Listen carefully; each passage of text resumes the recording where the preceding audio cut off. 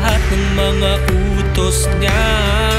Kaya sa Diyos ay ating hilingin, nawa tayo'y kanyang pagpalain, at siya ang laging makasama sa ating buhay tuwing na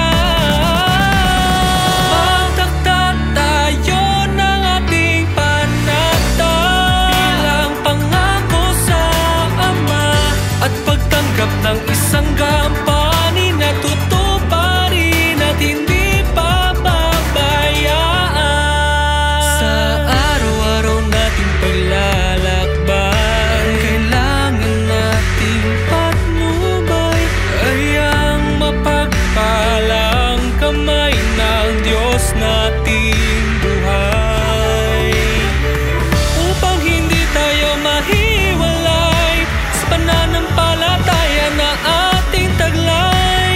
Huwag na huwag ipaagaw ang kahalalang sa ating ibinigay.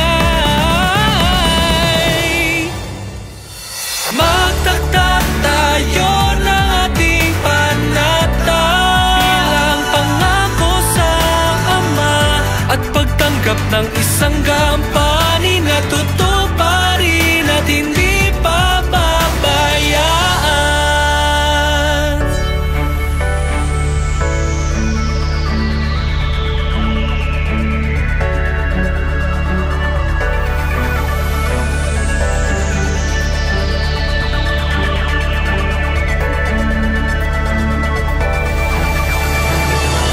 Kaya tayo na, kahanap, hus na magbagong buhay na.